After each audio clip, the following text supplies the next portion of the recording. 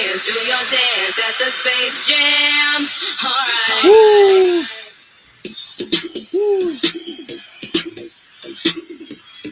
Os bailarinos ágeis.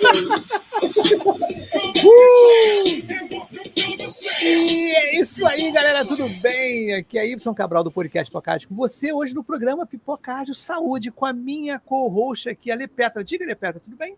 Boa noite, pessoal. Estamos aqui para mais um podcast com um tema interessantíssimo. Nosso convidado já está nos bastidores aguardando para entrar. Bacana, né, cara? E é chique, né? Esse nosso convidado Chique, é chique. Tá na califa, gente. Não é queda.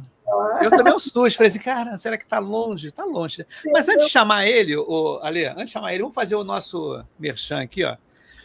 Jornada Ágil Além da TI. Eu fui curador e chamei a Lepetra para participar desse livro, ela está aqui também, a fotinha dela está por aqui, e o Pipoca Ágil ele também está aqui, ó.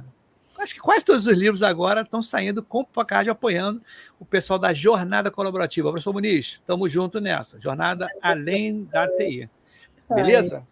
E aí, Ale, é contigo a bola aí para chamar o nosso convidado, se você falar alguma coisa antes dele, alguma coisa assim, ou tá acho tranquilo? Que a única coisa assim, que a gente está precisando falar mesmo é que agora o Agile Healthcare Brasil tem data, né? Bom. Essa novidade a gente tem que contar. E é uma data assim, especial mesmo, é sexta-feira, 13 de setembro. Que bom, né? Estamos super bem. Em setembro, o Y estará em São Paulo. Com certeza. Estaremos todos juntos falando desses cases. Com certeza. Sem me alongar, vamos trazer o nosso convidado, Bruno. Venha para o palco do Pipoca. Uhul, meu camarada! Tamo junto aí, Bruno. Chega aí. E aí? Boa noite, pessoal. Tudo bem? Boa noite. Boa noite, professor. Boa noite, professora. Tudo bem, amigo? Beleza? Tudo tranquilo, Bruno? Tudo ótimo. Bruno, prazer a parada estar com vocês. Sim, olha só, a parada é o seguinte. Quando eu entrei aqui, o Bruno depois entrou e eu vi ele tá de dia. Então eu falei, caramba, você está onde? Então, por favor, se apresente, diga de onde você está falando e comente, né, o tema, né? Assim, qual o tema de hoje? Diga aí. Legal, gente. Bom, primeiro prazer em conhecer. É muito bom estar aqui com vocês, falar um pouco daquilo que é minha especialidade, o relacionamento aí, startup, grandes empresas, principalmente quando a gente fala da área de saúde. Hoje eu estou falando um pouquinho longe, estou na Califórnia, aqui perto do Vale do Silício. Vim fazer uma breve visita, logo estou no Brasil de volta. Gente, hoje o tema principal é inovação. Inovação, falar sobre o relacionamento que acontece aí entre as grandes empresas, as corporates, como a gente chama, e o mundo das startups. Como tudo isso impacta no mercado como um todo. Que legal, muito legal. Primeira pergunta, Ale, diga aí. Primeira pergunta para o nosso rapaz. Primeira pergunta é: quem é o Bruno Francisco na fila do pão? Legal, vamos lá. Bom, já que a gente está falando de saúde, né, eu não tenho nada a ver com saúde. Eu não venho do mercado da saúde, eu venho do mercado da engenharia e de tecnologia como um todo. Estou aí há mais ou menos 10 anos no mercado, trabalhando com projetos, 7 deles com projetos de inovação. Já passei por setores como rodovias, como montadoras, e aí caí, sem querer, querendo, no mundo de operadoras de saúde. Aí estou mais ou menos 3 anos e meio, quase 4 anos aí no mercado da saúde, e agora vim para o outro lado da mesa, né? Eu geralmente atuava nas corporates, nas grandes empresas, agora estou numa startup, como coordenador aí de projetos, da área de projetos da triagem. Que legal. Olha só, que bacana, né? E Bruno, você que veio de outras áreas, né? Qual que você achou que é a diferença entre trabalhar em outras indústrias e vir para a indústria da saúde? O que a saúde tem de diferente? Eu vejo a indústria da saúde como uma indústria muito mais humanizada, né, professora? O ritmo é completamente diferente, é um ritmo mais tranquilo, por mais que nós estejamos lidando com um tema super delicado, que é a saúde das pessoas, mas não é o ritmo indústria, a linha de produção, parada, riscos altíssimos aí em termos financeiros, é um mundo mais tranquilo, eu diria assim, principalmente no mercado específico que eu atuei aí de operadoras, né? E é isso. Não, interessante, né? A saúde tem aquelas coisas, só a saúde tem para tudo que eu tive uma intercorrência. Aí larga tudo, né? Larga tudo, paciente em primeiro lugar, vamos atender o paciente. Aí deixa o projeto, que projeto mesmo? Deixa o projeto para depois. Né? Tem essas características, né? E quando você pensou nesse tema, Bruno, de relacionamento corporativo versus startups que afetam a inovação, qual foi a mensagem que você gostaria de passar aqui para a gente relacionada a esse tema? Faz uma introdução para a gente desse pensamento. Eu fiquei muito curiosa com o seu tema. Bom, o que que eu acredito, né, professora? Eu acredito muito que a tecnologia tem o poder de transformar não só vidas, mas mercados também, né? A gente vê isso acontecendo em vários setores. E o setor da saúde não é diferente. O setor da saúde está num momento de transformação, ainda não chegou num ponto de disrupção, mas está num momento de transformação assídua. É um mercado que está passando por muitas dificuldades em termos aí de custos, ineficiências operacionais, os acessos difíceis à saúde de qualidade, a integração dos dados. Então,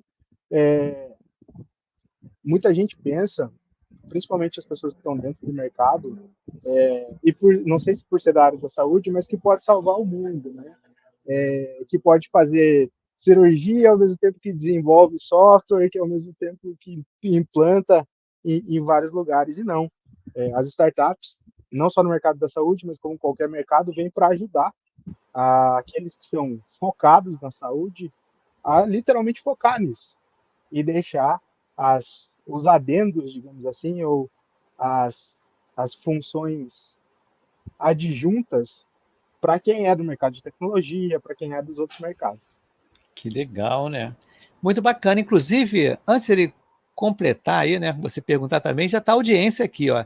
Isabela Machado, batendo palminha aqui, muito legal. E ela mandou aqui, sempre dando show em inovação, tá? A Heloísa Ferreira mandando foguetinhos pra gente aqui, a Lara Merlin também dando parabéns. E o camarada Fabrício, que é o mediador criativo, ele esteve aqui essa semana, acho que foi ontem. Não sei, Fabrício foi quando aí? Anteontem, não me lembro agora. Foi essa semana. Ele esteve aqui também falando sobre inovação. Legal, né? Chegamos. Beleza. Diga aí, Alia. Ai, que top, gente. Obrigada aí, galera. E você falou de disrupção aqui, o pessoal já está falando de inovação, mas conta pra gente aí um pouco, o que você está vendo de disrupção, o que você está vendo de inovação, de novidade, por onde que a galera está começando, esse tipo de projeto que você está trabalhando? Conta umas novidades pra gente, atualiza a gente aí com esse novo cardápio que você está aí californiano. Legal, professora. Bom, eu vou puxar, na verdade, vou dar um passo para trás, vou falar um pouco do mercado, né? Principalmente do mercado das operadoras, que é onde eu tenho bastante conhecimento. Mas o que acontece? O mercado da saúde hoje, ele é muito focado numa visão corretiva, né? Todo mundo trata a doença. Então, hoje no mercado da saúde, segundo alguns estudos da Deloitte, inclusive que eu acompanhei aqui no Vale do Silício, 80% dos recursos das operadoras de saúde são direcionados aí a 20% dos pacientes. Então, é algo que, a longo prazo, como a gente tem visto, inclusive, acontecer, fica insustentável. E qual é a predição, né? A predição até o pessoal vai achar aqui que eu tô com uma bola de cristal, mas não tem nada a ver com isso. Inclusive, especialidade de estudos de mercado não é comigo, mas o mercado tem se direcionado para uma linha preditiva, né? Como é que trata-se saúde antes da doença acontecer, né? E como é que eu alinho a isso ao bem-estar das pessoas, do ser humano. Isso passa, né, pela tecnologia. A gente vê bastante coisa aí, né, dispositivos vestíveis, telemedicina, uma série de coisas que ajudam hoje as grandes operadoras a olharem com esse olhar de acompanhamento do paciente. Isso está muito latente, principalmente no mercado de operadoras. Aqui nos Estados Unidos, o pessoal tem acompanhado bastante, o pessoal da Kaiser tem trabalhado bastante com isso, e é algo que logo, logo está chegando no Brasil justamente com esse olhar, para ajudar as operadoras a ver o paciente antes da doença acontecer. Então, se a gente fala em tendências, professor, é um pouco disso que eu tenho visto por aqui. Quer falar alguma coisa, Edson? Não? E assim, é uma tendência antiga, né? Porque eu lembro que eu tive estudando aí no Vale em 2018 e eu estudei biotelemetria, Bruno. E aí, pessoal, só para traduzir um pouco aqui o que o Bruno está falando, que a nossa audiência também é uma galerinha que está entrando aí no mercado, a gente dá uma traduzida, tá? Então, esse negócio que o Bruno está falando dos 80-20, do paretão da saúde, é aquela velha história do sistema do jeito que tá, troca o nome. Sistema de doença tá certinho, hospitalocêntrico, médico-centrado, tá tudo certo. Agora, o sistema de saúde é o que a gente vai construir, né, Bruno? Acho que é disso que nós estamos falando, de olhar realmente para a saúde das pessoas e ver se a gente gasta menos dinheiro com doença e mais com prevenção, até mesmo pensando em qualidade de vida. E essa empresa que o Bruno falou, que é a Kaiser, se chama Kaiser Permanente, pessoal. É uma operadora de saúde americana que fica no Vale do Silício, ali na Califórnia. Não sei o que acontece com esse estado, né, Bruno? Fizeram Hollywood, fizeram o Vale do Silício, fizeram a Kaiser Permanente, não sei o que tem nessa água aí que você está bebendo, né? Que hoje é uma das operadoras de saúde, posso falar que é uma das mais inovadoras? Acredito que sim. Acredito Acredito que sim, sim. né? A tecnologia, você vê o app deles, né, gente? É assim, é um app totalmente orientado a cuidado de saúde, assim. Ele já fala assim: oi, Y, como você quer ser cuidado? Você já tem os seus medical reports, seu prontuário ali na mão, tem farmácia integrada, você tem mensagem que você troca direto com o seu médico. É coisa assim das galáxias, né? É É coisa bem isso das mesmo. galáxias. Inclusive, professora, tá na Califórnia, é da água daqui, mas tem o toquinho verde e amarelo, né? Porque a pessoa hoje que está à frente, acredito que ainda está, mas que participou muito desse processo de digitalização da Kaiser, tive a oportunidade de conhecer ela em 2022, quando eu assisti uma palestra aqui no Vale sobre isso. Ela é brasileira, né? Uma baita de uma mulher brasileira que está à frente aí de toda a área de tecnologia e da área de relacionamento com startups dentro da Kaiser Permanente. E Olha que falando legal. em, e falando em brasileirismo, né, em brasileiros, o mercado das startups de saúde no Brasil é muito grande. Então, para vocês terem noção, hoje mais ou menos aí 62% das health techs, 65% das health techs da América Latina estão no Brasil. E está cada vez mais crescendo. Olha É, só, gente. é interessante, aqui já é a segunda vez que eu vou falar sobre o app que eu tenho do meu convênio médico. Cara, é sensacional, cara. Antes tinha que ligar, pegar no livrinho, né? Aquele esquema, pega no livro, tu era admitido, né? Admitido, você ganhava o livro. Toma aí o livro, seu crachá, seu livro de credenciados, né? E vai aquele esquema daí, você tinha que procurar. Hoje em dia é tão interessante que eu chego no aplicativo, pá, na hora, sim, tudo. E com relação ao laboratório também, o histórico, né? Que você tinha que guardar uma opção de papelada aqui, raio-x, aquela confusão toda, uma opção de exame. Agora está tudo do histórico ali que você pode, né? Ainda não teve. Eu fui fazer a consulta, não teve ainda a interface. A médica teve que digitar ainda aquele negócio, entendeu? Não. A API para aquilo ainda não. O mercado aí, gente. A API do laboratório Aí, ó, as não health tinha. techs, É, isso aí. né, já ficam aí. É, E você falou de um tema interessante também, que foi dessa parte preditiva que você está vendo, né? De wearables e tudo mais. Conta pra gente também que a gente tem várias equipes hoje no simulação de projetos ágeis, né, Y, que estão trabalhando com projetos de saúde, então conta pra gente aí um pouco. Y, Diga. não foi combinado, tá? Mas eu tô Sim. praticamente com o uniforme da triagem. Legal, maneiro, hein, O cara? pessoal que está no que legal. podcast ouvindo, gente, o Bruno tá com uma camiseta azul escrito triagem em branco. O tom da minha camiseta é idêntico ao tom da camiseta dele. Quem estiver Muito ouvindo a igual. gente depois no Spotify, gente. Muito Muito igual igual. mesmo. É isso mesmo. Bom, eu vou pegar duas veias que vocês trouxeram, né? Eu não vou falar tanto de wearables, professora, mas eu vou trazer uma outra visão que a maioria das pessoas não tem em termos de health, que é um pouco do que a Triageo faz, inclusive, né? E Y, cuidado com o que você fala, se você está entregando a idade já. Essa época dos livrinhos aí no mundo digital já passou há algum tempo. Então você vê como é que são as coisas, né, cara? Você falou um negócio bem interessante. A gente que está um pouco mais velho, a gente fala algumas coisas que eu falo, caramba, cara, o vocabulário muda, né? E as coisas mudam, né? Eu lembro muito bem, só para esse adendo que ele falou assim, eu lembro que há um tempão atrás, tipo há 15 anos atrás, eu falei assim, gente, teve um roubo na empresa que eu trabalhava, que eles levaram os 15 em Chester. Em Chester? É arma? É arma isso? Em Chester, né? Arma. Eu falei, não, é o antigo HD. Eu falei, mesmo, não é, não se fala mais. Hoje nem é HD, né? É SD. Então, coisa desse tipo. Então, mandaste bem, meu camarada. Sim, sim. Mas vamos lá. Professor, eu falei que ia puxar um pouco para um outro lado, né? Que é o lado que o pessoal não vê tanto. No mercado das health techs, a gente vê bastante coisa, e não só em termos de wearables e IoT em geral, né? Big Data, bastante gente trabalhando aí com novos modelos de negócio, em termos de redes de clínicas. Mas hoje, onde eu estou inserido é no mercado de IA, no mercado de inteligência artificial. É muito mais voltado para algo que é um desafio hoje no mercado da saúde, mas que a gente não enxerga, que é a eficiência operacional, né? Então, hoje a Triageo, tenho o prazer, conheci o pessoal da Triageo lá em 2021, tive o prazer de implantar o produto deles numa operadora de saúde, e agora em 2023 fui convidado a fazer parte do time. Então, a Triageo hoje, ela é uma das top 10 health techs no Brasil, segundo a 100 Startups, e o objetivo principal dela é IA com a análise de pertinência clínica na solicitação de procedimentos.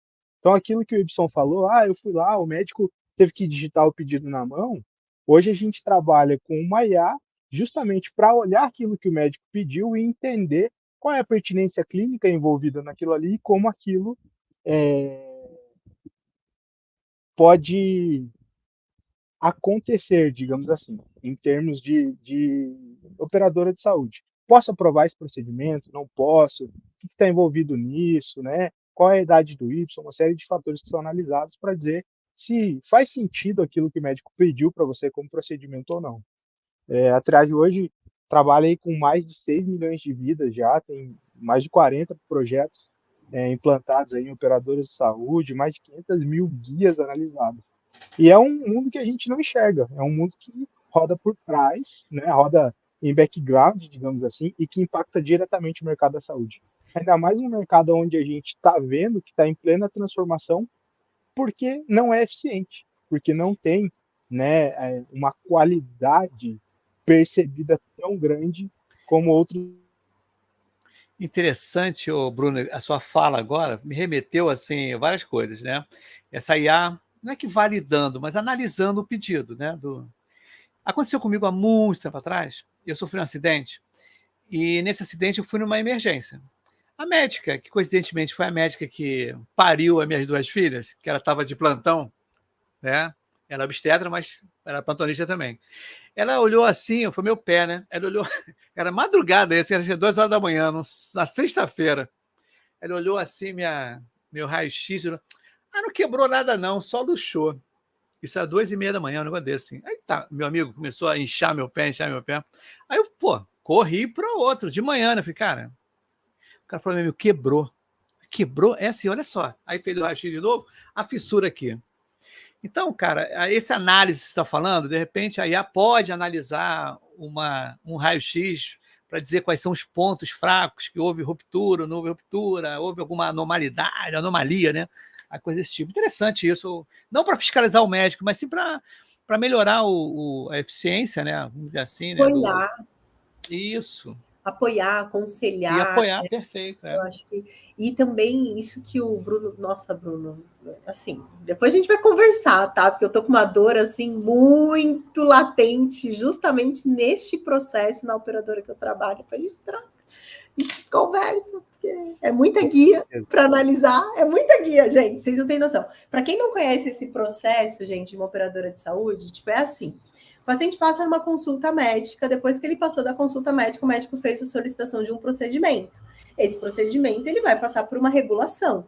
Essa regulação tem um primeiro nível de atendimento, esse primeiro nível de atendimento é para ver, vamos tirar uma encravada. Tá, beleza, então tira. E aí você tem outros, não, é uma cirurgia, um tratamento, e tem toda também uma regulação da ANS que pressiona as operadoras de saúde, porque nós temos prazo para aprovar esse procedimento. Então, a IA é genial e muito bacana conhecer esse produto. Só para o pessoal entender, deu para entender um pouco melhor agora, Y, assim? Porque esse processo de decisão, imagina uma operadora, por exemplo, sei lá, a 1.000, exemplo, 5 milhões de vidas. Quantas autorizações será que não chegam para 1.000 por mês? Sei lá, umas 60 mil a cada 1 milhão de vidas? Não sei, de orelhada, assim, né? Como diz meu pai. De chute eu não sei também, mas várias operadoras, assim, são muitas guias mesmo. Para vocês terem noção, hoje a gente processa aí em torno de 500 mil guias por mês, assim, nas operadoras porque, que a gente trabalha. E você tem 4 milhões de vidas, até que eu não errei muito a conta, hein? Até que a conta deu mais ou menos. Mas, assim, é muito importante também pela própria celeridade, né, ali do processo para o próprio paciente, né? E conta pra gente também, eu acho que isso é um tema bem importante, eu tenho estudado bastante IA, até mesmo por algumas necessidades, acho que todo mundo tem que estudar IA, né, gente? Esse ano estamos atrasadinhos, como eu, estudando IA, né? Mas vamos ver, né? Bom, dá tempo, dá tempo. E aí eu fiquei sabendo, né, por meio dessas minhas pesquisas, que, na verdade, não é assim, plug and play IA, né? Existe toda uma preparação para você poder fazer a IA. Conta para a gente um pouco sobre esse processo de preparação, do ambiente tecnológico. Tem muita gente de tecnologia que escuta a gente também, Bruno. A gente está sempre trazendo pessoal de tecnologia aqui para preparar para um serviço de IA poder, de fato, contribuir com a eficiência operacional aqui no nosso ecossistema de saúde. Vamos lá, professora. Você me pegou no contrapé porque eu não sou especialista em IA, mas vamos lá, eu vou trazer um pouco daquilo que eu conheço. Só uma palhinha. Claro. Como é que funciona, né, inteligência artificial, ou machine learning, ou enfim, os processos de aprendizado de máquina. Os algoritmos de IA hoje, eles fazem análise de dados. E com base em estatística, eles te dão previsibilidades. Então, assim, vamos supor que você olha para uma guia em específico, um pouco daquilo que a gente está trabalhando hoje, né? Olha-se para uma guia específica e acompanha-se qual foi a tomada de decisão para aquela guia. Quando você mostra isso para o computador ou para o algoritmo, ele aprende aquilo. Só que quando a gente sai um pouco da ótica micro e vai para a ótica macro, a gente está falando de 1 milhão, 2 milhões, 3 milhões de guias transitando por esse algoritmo num período específico. A partir do momento que você olha com um olhar mais macro, entende-se que a busca por padrões ela é muito mais assertiva. Por quê? Porque você tem uma massa de dados maior. Então, olha-se em larga escala para entender quais são as decisões em pequena escala. Aprende-se com larga escala, né? Com N variáveis. E aí, a partir do momento que esses algoritmos aprenderam, ele começa a monitorar ocorrências novas. Ele vai dizer, opa, essa ocorrência nova, pelo que eu tenho de conhecimento, que eu aprendi com toda aquela massa de dados, eu te digo que existe uma chance X ou Y daquilo acontecer, daquilo ser verdadeiro ou falso, enfim, assim por diante. Tudo com base em estatística, como eu comentei com vocês, eu não sou especialista em IA, esse é o pouco conhecimento que eu tenho. E até vou pegar uma... Interessante. Eu vou pegar uma linha que o Y trouxe. Hoje, o próprio Google, ele já tem algoritmos de inteligência artificial que são abertos, se eu salvo engano, eles são gratuitos, tá? Que eles avaliam imagens de exames, raios-x, ressonâncias, e ele te diz qual é a probabilidade de ter algo não comum naquele Isso. exame que você está colocando para ele. Em falar nisso, olha só, tem a audiência que está bombando, tá? Tem muita gente aqui, inclusive está até o repórter por um dia do Pipoca Rádio, está até aqui e tudo. Para é o seguinte, vai chegar lá no comentário dele. A Heloísa Ferrari mandou aqui, ó, voa, Brunão, legal. O Israel mandou aqui, esse é meu garoto, mandou cheiro de foguetinho para você. Guadalupe Machado, arrasando, como a família toda tá Machado, tá aqui, eu tô vendo, né? Pagando pix aí. Douglas mandando parabéns, o Fábio também. Bora, Brunão. Né? O Fábio Ferreira de novo, o cara é insano demais.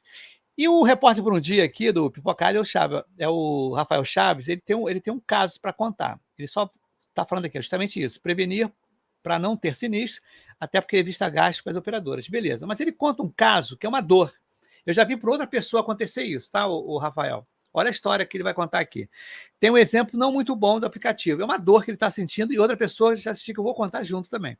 Teve uma atualização do aplicativo e tive que fazer um reconhecimento facial do meu pai. No reconhecimento facial, pedia para ele sorrir, mas ele está acamado e não esboçava nenhuma expressão. No final, eu tive que fazer o reconhecimento isso dias, né, depois de 20 dias. Aconteceu a mesma coisa com uma mainstream da agilidade, a Mayra de Souza, que ela tem um olho fechado, tá? Ela tem um olho fechado assim, e teve problema no banco. Foi banco. O banco pediu reconhecimento facial. Eu não me lembro se ela falou que tinha que abrir o olho, mas não estava reconhecendo. Ou tinha uma mensagem, abre os olhos, tem que abrir os olhos. Né? Cara, então essas dores que a gente tem que tratar. Você vê, não é um caso específico. Muita gente deve estar nessa condição, uma deformidade, alguma coisa fora do padrão, né, vamos dizer assim, e tem que ter uma outra ação, um videochamada, o cara vai na casa lá, vê quem é você. Então, as dores... Tem oportunidade. A gente está falando de startup? Tem oportunidade. Cara, está tendo oportunidade aberta aqui no... Vai lá, Bruno. Tem demais, Y. Até falando em oportunidade, pegando a linha que a gente está comentando do mercado das operadoras de saúde, ou aquilo que nem todo mundo vê, né? Segundo a Distrito, hoje 40% das startups, das health techs brasileiras, são focadas no B2B. São focadas em fazer negócio com grandes players da saúde, né? E por que esses grandes players procuram as startups, né? Um pouco daquilo que a gente já falou no passado. Existem os seus ranges de riscos que precisam ser assumidos, como, por exemplo, tem coisa que não ainda precisa evoluir bastante para atender a necessidade do ser humano como um todo, mas, de uma certa forma, já atinge grande maioria dos clientes, né? Então, hoje, as grandes empresas, elas buscam se relacionar com as startups justamente para olhar para 3 pilares, né? Primeiro, os objetivos estratégicos da empresa, né? Como é que vai trazer essa disrupção, essa transformação para o mercado de saúde, seja isso em eficiência operacional, seja isso em atender melhor o paciente, enfim, mudar um pouco o cenário atual do mercado dentro das operadoras, por segundo, trazer um pouco da cultura ágil, né, ou da cultura de inovação para dentro das empresas. A gente sabe, né, que grandes empresas são transatlânticos, e transatlânticos não se movem de forma ágil, né? Então, Isso a gente aí. tem que trazer, de alguma forma, essa cultura da agilidade, da eficiência, da assertividade, do risco, inclusive, para dentro das empresas. Então, muitas empresas, não só do mercado da saúde, mas do mercado como um todo, procuram as startups para trazer esse tipo de cultura. E, por terceiro, as famosas spin-offs, né? Procurar novos modelos de negócio. Então, é aquilo que a gente fala. Como buscar um novo modelo de negócio, seja no mercado digital ou não, mas que facilite o acesso à saúde. Com certeza tem as particularidades, né? Os pontos que a gente não pode deixar de pensar, que são os casos especiais, as alternativas para aquilo que foge do padrão, mas, em suma, os novos modelos de negócios, eles vêm no mercado da saúde para facilitar o acesso. E assim, bom, tenho vontade de falar uma coisa, responder o Y, responder você, eu vou responder primeiro você, depois eu faço meu comentário ali do que o Y trouxe. E quando a gente fala da penetração das startups, das health techs, né, A gente também está falando dos próprios transatlânticos estarem preparados para receber esse tipo de tecnologia. Eu gosto muito. Você falou para mim, eu lembrei muito da síndrome do pato, gente. A síndrome do pato, quando você tem por exemplo, uma empresa, sem citar nomes, né? Uma empresa de tecnologia muito grande que quer fazer tudo, quer entregar uma solução que vai te fazer tudo. A gente costuma dizer que aquela empresa tem a síndrome do pato. Pato voa, pato nada e pato anda. Agora, como que o pato voa? Como que o pato nada e como que ele anda, né? Ele perde da águia, do peixe e do coelho. Então, assim, agora você pega uma startup, por exemplo, a Triageo aqui, né? Já vamos fazer o jabá, né? Então, assim, é uma startup focada em resolver uma dor, que é uma baita de uma dor que todo mundo passa. E aí, quando você traz, eles entendem tudo daquela dor. Então, assim, só que o ecossistema tecnológico da operadora, ele tem que estar preparado, né? Ele tem que estar preparado para receber aquela startup, para colocar aquela solução dentro do ecossistema para trazer eficiência operacional. Porque esse problema é um problema que dói muito, e eu sei que dói, né? Eu sei que dói, né? Hoje passam ali, né, mais ou menos por mim, por mim não, né? No meu ecossistema, no meu trabalho, são 60 mil guias mês, né? Eu tô com essa dor, é muita gente, é muito backlog, é muita guia N1. Gente, hoje de manhã eu tive uma reunião disso, gente. Agora à noite eu tô falando no podcast disso. Mas, né, graças ao Y, viu, Bruno? Porque eu trabalhava em banco, em aviação. Aí eu falei, Y, um dia, eu sou farmacêutica, especialista, mestre, pesquisadora da FAPESP em saúde. Vamos fazer um podcast de saúde. A gente criou o Pipoca Ágil de Saúde e ele me trouxe de volta para a área da saúde. Rapidinho, foi assim, ó, pá! Eu nem sabia disso tudo, falei, vamos embora. Foi assim que tem uma... Vamos embora. Legal, professor. Ó, eu vou pegar o teu gancho. Pega. Vou pegar teu gancho porque eu tenho um pouquinho de propriedade para falar sobre isso, tá? Eu já gosto de falar que eu já vesti os dois chapéus, né? Eu estava no mundo corporativo, do corporativismo bruto mesmo, dentro do transatlântico, tocando relacionamento com startups, e agora eu vim para dentro da startup tocando relacionamento com as corporates. Então, assim, implantando inclusive os projetos dentro das corporates. O relacionamento com uma cultura diferente, ele é uma faca de dois gumes. Da mesma forma que ele te traz agilidade, ele te dá a possibilidade de focar naquilo que você sabe fazer bem, ele te gera um problema que é você precisar adaptar a sua cultura para se relacionar com aquele mundo diferente. E a grande maioria das pessoas dentro das grandes corporações não estão acostumadas com isso, né? Elas estão acostumadas com o dia a dia do corporativismo, não toca o diferente, não só o diferente em termos de inovação, mas o diferente em termos de cultura, em termos de ritmo de trabalho, em termos de tecnologia. Então, às vezes é muito difícil, por exemplo, a gente chegar dentro de uma operadora de saúde e falar de IA, porque o conceito de IA é muito abstrato. Sim. Falar de IA para quem está acostumado a ouvir sobre saúde é uma conversa onde a balança ela tem que ser muito bem equilibrada. Então, assim, o choque cultural é muito grande. E o foco principal, principalmente quando eu estava trabalhando com inovação dentro das corporações, sempre foi em cultura. Então, é aquilo que eu sempre falo de encontrar os diamantes brutos, né? Quem são as pessoas dentro das grandes corporações que são mais tendenciosas a uma cultura ágil, a uma cultura de buscar o diferente, de inovar, de construir algo novo. E essas pessoas sempre me ajudaram a viabilizar os projetos com as startups ou com as empresas que rodavam no ritmo um tanto quanto diferentes. E como essa cultura, projeto tradicional, projeto sustentação, né? Bom, a gente está falando de TI aqui total, né, gente? Então, assim, eu sei que a gente fala muito de agilidade além da TI, mas a gente está com um convidado aqui de TI. Vamos falar com você. Sim. É projeto ou sustentação, né? Eu acho que a gente recebeu uma convidada semana passada, a Mariana, que arrasou, que ela é PMO da Odontoprev.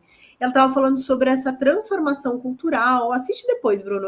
Acho que, Já pensou? A gente podia começar a misturar convidados, Y. Com certeza, com Começa a misturar certeza. convidados. Eu acho que ia dar um papo legal. O Bruno e a Mariana iam dar um Aqui papo cabe, legal. ó, eu, você mais 8. Entendeu? Então, a São gente vai 10 aqui. fazer um pipoca ágil, todo mundo. 3 horas de. Todo mundo, 3 anos. E ela estava falando justamente sobre essa questão de até negociar contrato, porque não faz sentido você só fazer um projetão, que é uma fase muito. E depois sustentação. Aí fica a equipe braço curto da sustentação, né? Ah, não, eu sou sustentação, ou seja, eu só quero resolver o chamado que chegou, eu não vou fazer melhoria. Aí quando você vem falar, inclusive tem essa diferença. Não, isso aqui é sustentação, não, isso aqui é melhoria. Isso aqui Pô, isso é uma briga também. Já tive no meio dessa briga. Dizendo que isso aqui não é sustentação, isso aqui é melhoria. Né? Quem nunca? Quem nunca teve no meio dessa briga? Mas aí eu já brinco assim, gente, eu sou ágil, então para mim se é sustentação, se é não sei o que, para mim não importa. O que importa é cabe dentro da capacidade do time que eu tenho hoje. Isso é uma prioridade dentre todas as outras? Tem alguma coisa de sustentação que me impede de prosseguir para eu ir para essa? Então, assim, como que eu vou administrar e trazer eficiência operacional, inclusive para o meu time de TI que está aqui? Porque na hora que você pega projeto de sustentação, eu não falo de projeto, eu falo de cultura de produto. E é muito engraçado, porque todo mundo me pede cronograma, Bruno, eu falo, não tenho. E é muito legal, gente, porque o pessoal está aceitando a cultura ágil. Eu entrei para fazer implantar uma cultura ágil num transatlântico, eles estão aceitando e falam, tá, mas se você não tem. Não, mas eu falo, mas a gente tem backlog estruturado. Você quer ver o backlog estruturado? Isso aí, roadmap, alguma coisa assim. Tá tudo fatiado ali bonitinho. E aí, quando você estava falando das 3 coisas, quando você se aproxima de startup, você trouxe estratégia, inovação e spin-off. Eu sou uma empreendedora serial. Eu não entendi o que você quis dizer com spin-off. Eu gostaria que você me explicasse isso melhor, mas pode explicar como se eu tivesse 5 anos, porque eu não entendi nem o que a palavra significa, não entendi nada, estou aqui para aprender também. Legal, professor. Vamos lá. Depois eu volto na tua fala anterior, porque essa dúvida, projeto sustentação, ela acontece em todos os lugares. Isso aí é típico de projetos de TI, né? Mas vamos lá, vamos partir direto para o spin-off. O que são as spin-offs, né? Geralmente são novos modelos de negócio, subsidiários, a gente pode chamar assim como quiser, que nascem dentro das grandes corporações. Então, são geralmente projetos ou validações ou testes que nascem para virar novos modelos de negócio e acabam virando não só novos produtos, mas às vezes novas empresas, né? Hoje isso acontece muito dentro do mercado do mercado financeiro, por exemplo, dentro das empresas de tecnologia. Sabe aquela empresa que nasceu dentro de uma empresa? Quem eu fazer isso?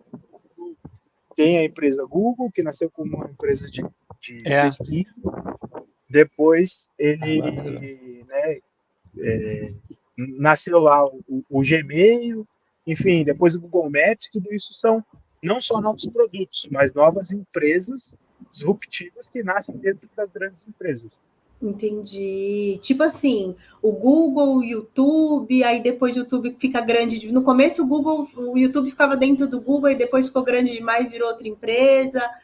É um movimento de inovação, é um movimento sexy de inovação, entendi.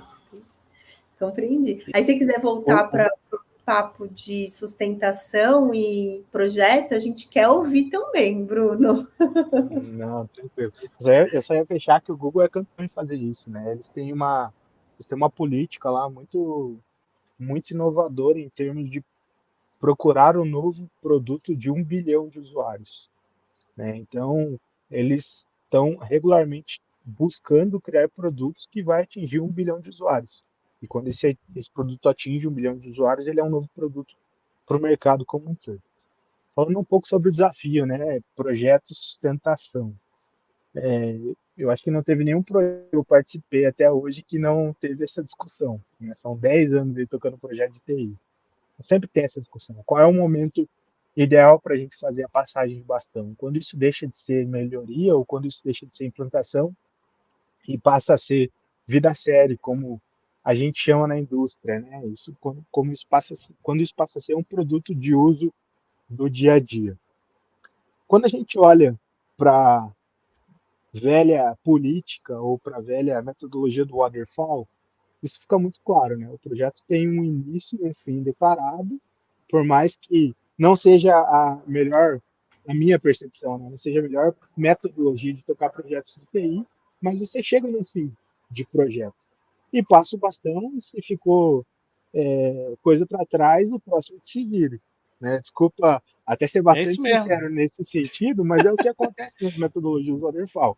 Agora, quando a gente olha para metodologias ágeis ou projetos que são principalmente de inovação ou que tem uma pegada diferente, eu confesso para vocês que eu não gosto muito de seguir uma metodologia a fio. Assim, eu gosto de vários frameworks unidos que geram bons resultados, né? De metodologias diferentes, inclusive. Mas qual que é o objetivo principal? Resolver o problema. Não interessa se o problema é do João ou se o problema é da Ana. O problema precisa ser resolvido. Né? Alguém tem que sentar e resolver. Isso não exime a necessidade da gente ter uma equipe de sustentação. Porque no mundo de projetos, principalmente um PMO ou um Product Manager que cuida de um produto em específico, ele tem que evoluir, ele tem que ir para o próximo projeto, ele tem que ir para a próxima feature, ele não pode ficar preso naquilo ali. Então, assim, o quanto aquele problema está resolvido para que o próximo pegue isso, ou para que a equipe de sustentação entenda isso como uma continuidade e não como uma bucha, né? Igual a gente fala bastante no mundo de TI. Ó, lá vem a próxima bucha, lá vem o próximo problema, né? É verdade. Inclusive, tem gente falando aqui, ó, o Rafael concluindo, as guias poderiam ser resolvidas através de um prontuário digital de cada beneficiário, né? Uma dica aí que ele dá, né? Todo mundo acha isso. A Andréa Flávia Machado, a família Machado está aí. Ó. Existe muita resistência das pessoas para as mudanças. Acho que esse é um dos maiores desafios. As mudanças geram insegurança. Perfeitamente. E uma coisa que eu falei, acho que falei aqui, né?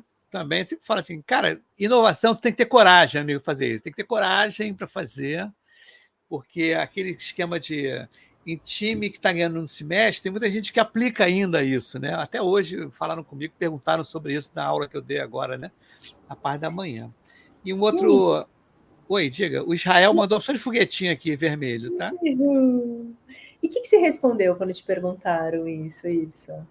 Do. Time que está ganhando não se mexe. Não, eu falei, olha só, a parada é o seguinte, a concorrência está aí, bacana. Se você não se mexer, tu vai ser engolido. Foi assim mesmo, meu amigo. A concorrência está aí. Time que se mexe, amanhã já tô com outra coisa contigo aí. E aqui, ó, se não me engano, Andréia Flávia Machado. Olha lá, Andréia. Resistência. Olha como a gente lida com resistência. Isso aqui eu mostro sempre nas minhas aulas. Isso aqui é uma pedra que não passou pela água. Olha o que acontece com uma pedra. Até o processo evolucionário da água deixa a pedra do rio redondinha. A erosão. Sabe? Então, assim, seja como a água, contorna, fica passando ali, o processo é evolutivo, os cambanzeiros aqui de plantão já me entenderam, né? KMM na veia, vamos lá e vamos fazer um processo evolutivo, criar um ambiente seguro, né? Eu gosto muito também dessa pegada agilidade além dos métodos, Bruno, porque você sabe que, inclusive, a gente faz esse evento, que é o Agile Healthcare Brasil, já vou vender aqui o jabá, inclusive está aberto para patrocinadores Triage. Uhul! Estamos fazendo o nosso caderno de patrocinadores.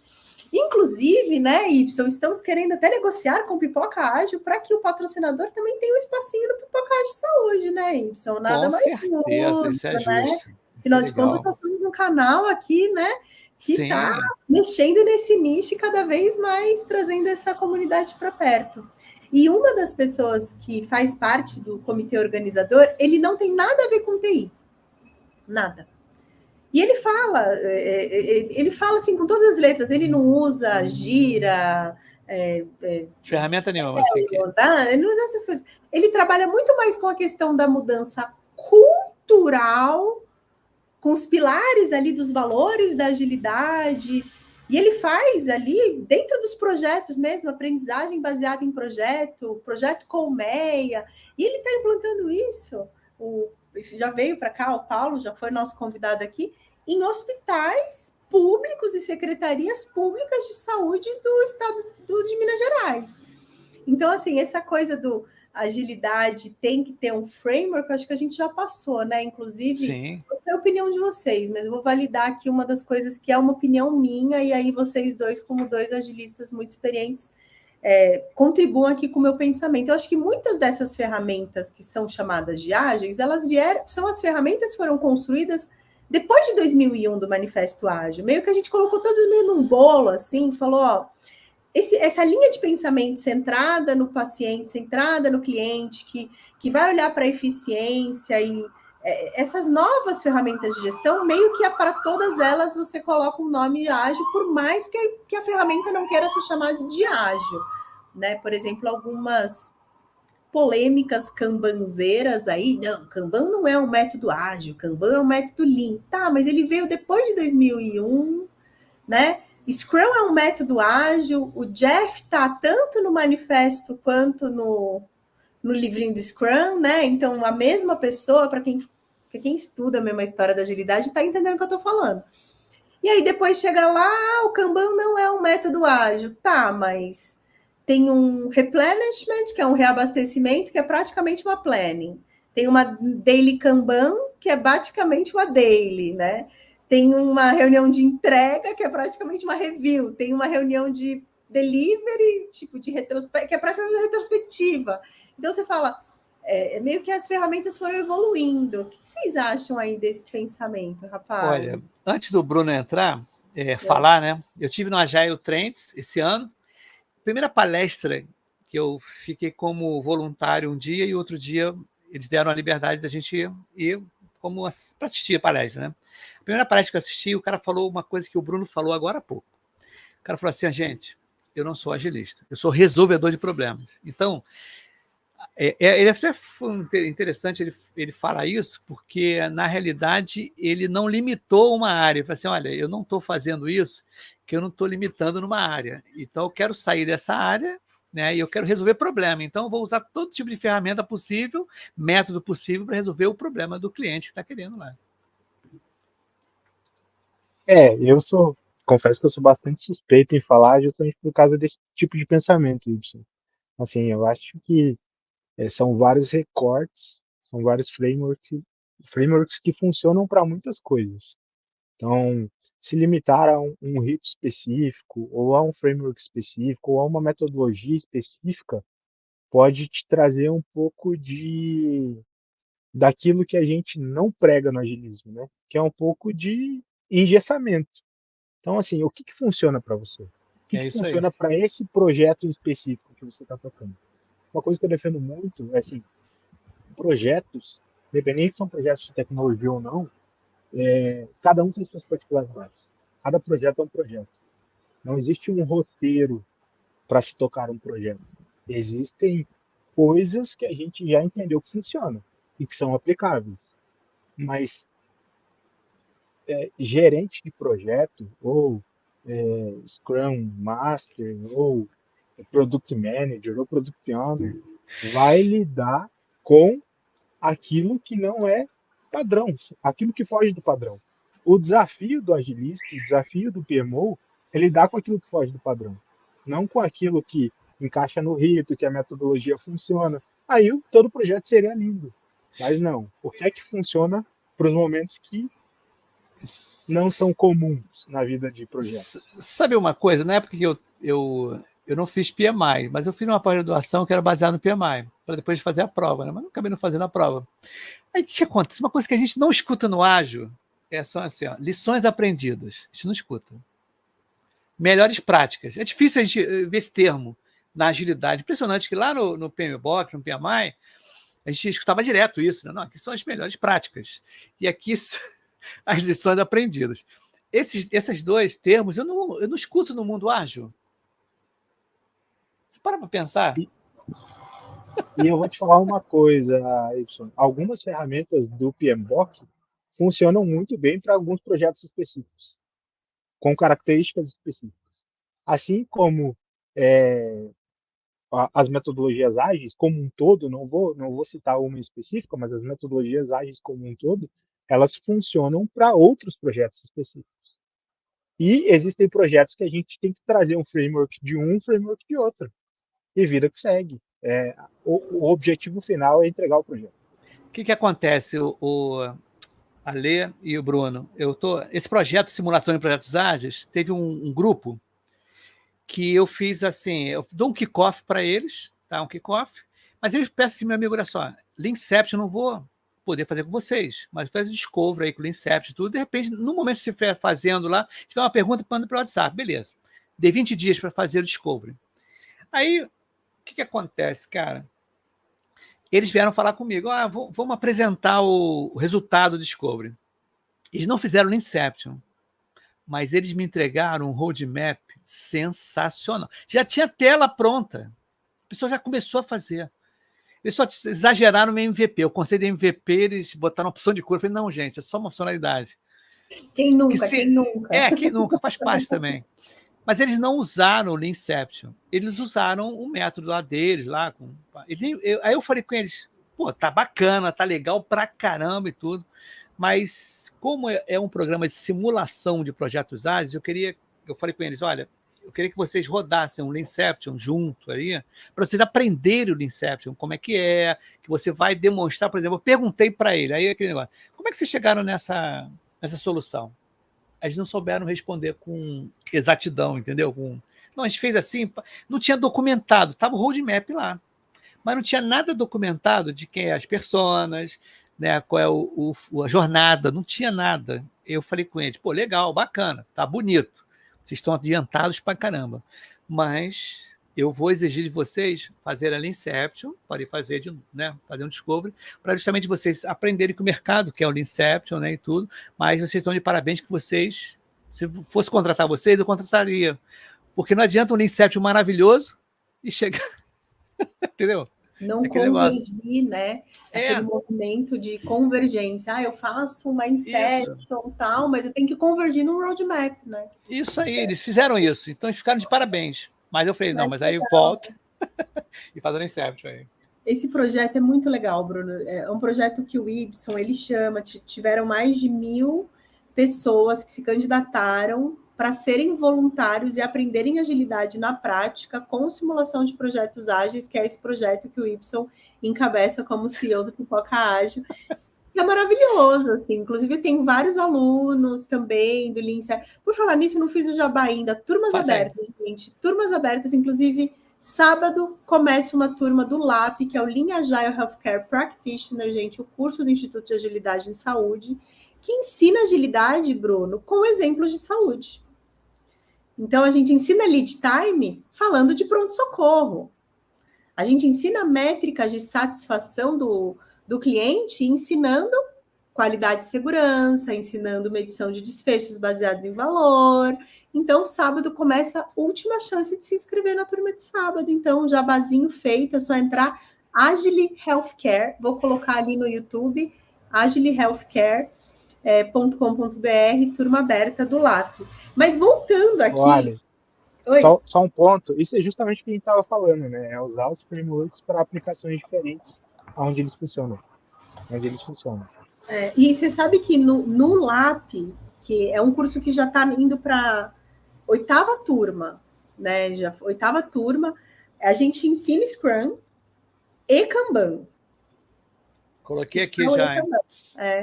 Se você clicar aqui ali em certificações, o LAP é o primeiro. Ali em certificações, o LAP é o primeiro. A gente ensina Scrum e Kanban. E é muito legal, porque a galera, quando eles aprendem o Scrum, fazem as práticas do Scrum, entendem as posições, PO, Scrum Master, depois, quando vai para o Kanban, dá aquela abertura. Aí a gente termina o curso falando, gente, agilidade além dos métodos. Aí volta para os valores, para o mindset, né? E aí conclui o curso, que é bem legal, assim, o pessoal tem gostado bastante.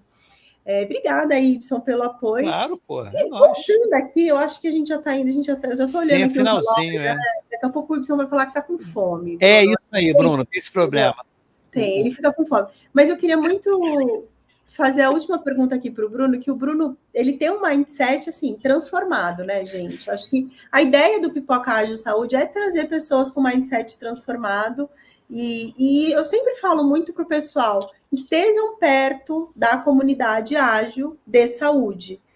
Por quê? Porque você estar perto da comunidade te mantém transformado. Senão você volta para aquela sua organização transatlântico laranja, realizadora, né? Aqui já usando o vocabulário do Lalux, pessoal, do Reinventando Organizações. Quem não leu, leitura obrigatória, Reinventando Organizações laranjas, mindset realizador. Organizações verdes, pluralistas, mindset colaborativo. E o TIL, que é o último mindset, que é o mindset quando você já não precisa de uma agilidade tão marcada, né? Não precisa de um agilista necessariamente. As pessoas já têm essa cultura, então o ritmo já é outro. E aí me remeteu muito essa questão do você falar do problema, de ser um resolvedor de problema. Tem até um podcast que é o Love the Problem, né? Que é não se apaixone pela sua solução, se apaixone pelo problema que ela resolve.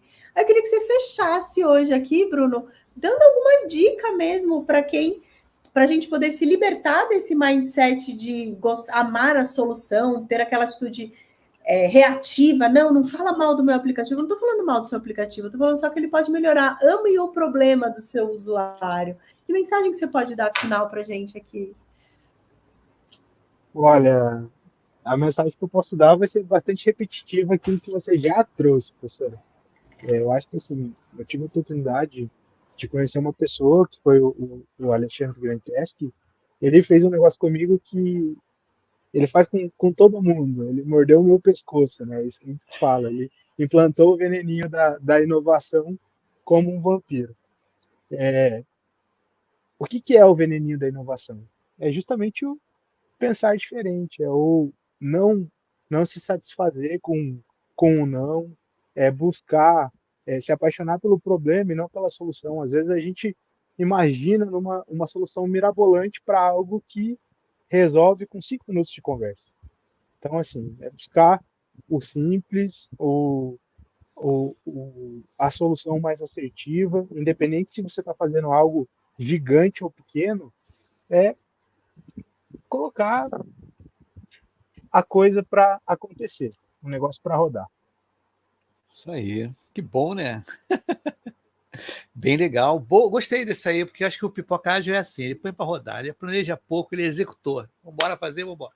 É que saiu o primeiro Agile Healthcare, foi assim, não foi? A gente estava conversando, falei, vambora fazer, próximo sábado aí, um sábado que tiver liberado, vambora fazer, pá, eu acabou. falei isso, vamos fazer 2024, vamos planejar.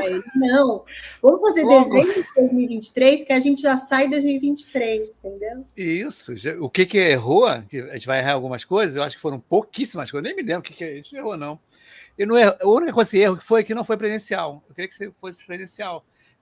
Eu que eu digo não foi, né? Mas agora vai ser, né? Que bom. Lista de patrocínio. É isso aí, verdade. Então, Ale, tranquila, tem algum recado você para a gente... Faltou um desafio só e tá chovendo aí onde o Bruno tá. Meu Deus, Bruno. Tá chovendo, então, Bruno? Quem você desafia para vir para o palco do Pipoca Ágil Saúde?